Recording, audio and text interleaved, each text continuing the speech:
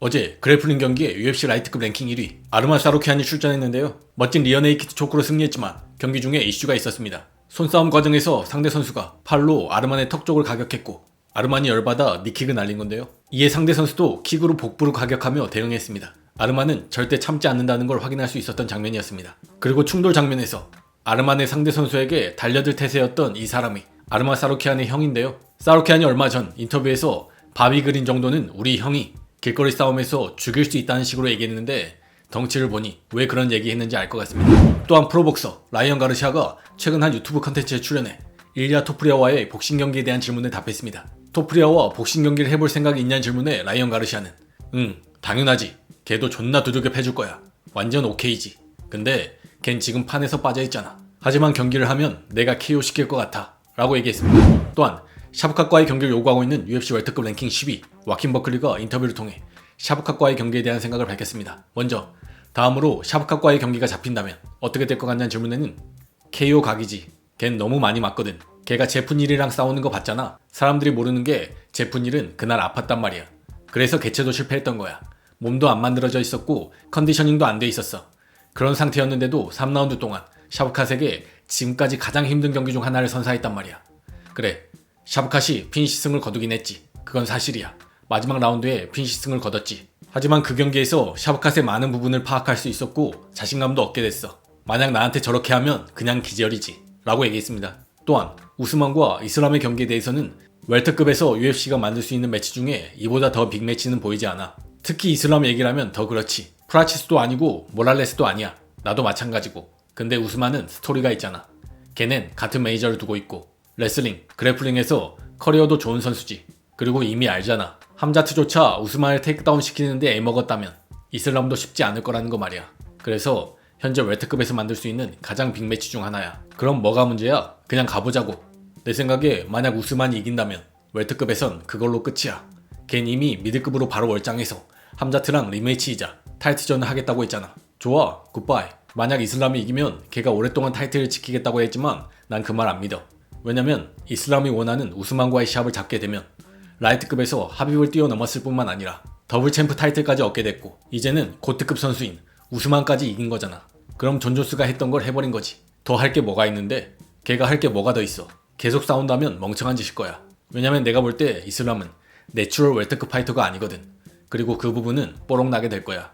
나나 이안 게리, 모랄레스 같은 파이터와 붙게 되면 말이야 라고 얘기했습니다. 또한 우스만이 이슬람을 이길 가능성이 충분히 있다 얘기했습니다. 100% 가능성이 정말 크지. 승산이 커.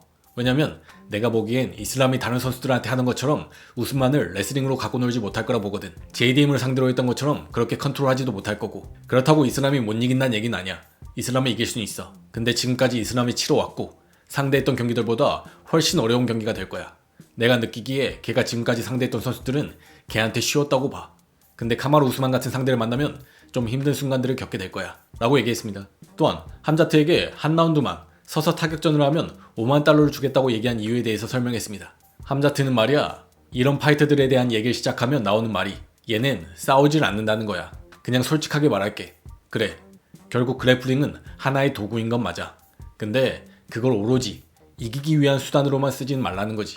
결국 이건 상대를 다치게 하는 비즈니스란 말이야. 근데 상대에게 데미지를 입히려고 하지도 않는다면 대체 뭐 하냐는 거지. 그냥 말 그대로 상대를 껴안고 판정까지 가겠다는 건 진짜 황당한 일이야. 그럼 사람들은 그럼 막으면 되잖아 라고 하겠지.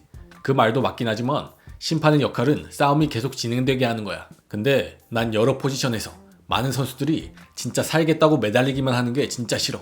포지션을 진전시킬 생각도 없고 서미션을 노릴 생각도 없고 파운딩을 할 생각도 없어. 그리고 심판은 그냥 계속 그렇게 냅두는 거야. 그냥 시간 낭비지. 결국엔 이건 엔터테인먼트 비즈니스야. 레슬링도 재밌게 만들 수 있어. 하빕을 예로 들어볼게. 하빕도 항상 레슬링을 사용해서 그라운드로 데려갔단 말이야. 근데 걘 절대 그냥 죽어라 안고만 있지 않았어.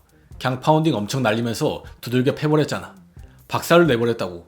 에드손 바로보자한테 했던 걸 보면 진짜 장난 아니었잖아. 그런 식으로 그래플링을 사용하는 거면 난 리스펙해. 근데 서서 싸우기 싫어서 KO 당할까봐 존나 쫄아가지고 상대를 그냥 눌러만 두려고 하는 건 난 별로야. 그래서 함자트한테 레슬링 쓰지 않고 딱 1라운드만 서서 싸우면 5만 달러 주겠다고 제안했던 거야. 왜냐? 그렇게 하면 걘 존나 KO 당할 거거든. 그리고 전 세계에 얘가 진짜 그런 부기맨은 아니라는 게 뽀록나게 되겠지 라고 얘기했습니다. 여러분은 와킨 버클리의 생각에 동의하시나요? 심판이 적극적으로 개입해서 스탠딩을 시켜야 한다고 생각하시나요? 또한 얼마 전 피지컬 아시아에 출연했던 몽골의 어르걸에게 원 챔피언십 벤터급 타이틀을 빼앗긴 파브리시오 안드라지가 경기가 끝난 직후 백스테이지에서 어르걸과 인사를 나누는 모습을 공개했습니다. 한번 보시죠. Alright, one more time. Okay, good. Congratulations, it's your time now. Thank you so much for accepting the fight, sir. He said you were the toughest opponent. You fight fast and strong. Yes, never this kind of And he's a turbo.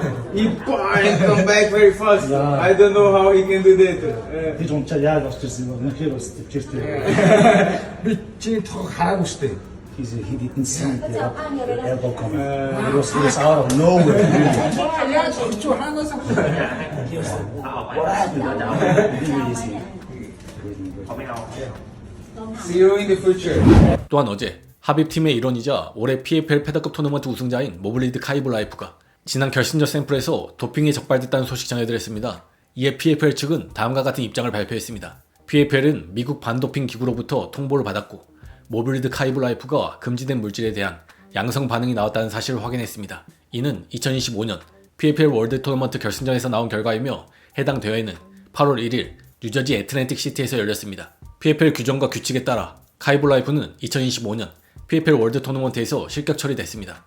PFL 규정에 따른 이 실격 조치로 인해 카이브 라이프는 2025년 PFL 패더급 토너먼트 챔피언 자격을 박탈당하고 챔피언 벨트 또한 잃게 되며 그와 관련된 모든 상금과 보너스도 전부 박탈됩니다. 라고 얘기했습니다. 한편 이 소식에 UFC 패더급 랭킹 5위 알즈메인 스털링이 트윗으로 반응했습니다. 사람들은 이런 도핑 테스트가 파이터나 다른 운동선수들의 치팅을 막는다고 생각하더라고. 진짜 웃기네. 아직도 정말 많은 사람들이 하고 있어. 난 모든 선수들을 존중하지만 고의로 치팅하는 걸 어떻게 존중할 수 있겠어? 존중할 수도 없고 존중해서도 안 돼. 라고 얘기했습니다. 이에 한 팬이 모든 다게스탄 파이터들이 다 EPO나 경기력 향상 도핑을 한다고 하자 스털링은 그렇게 말하진 않을게.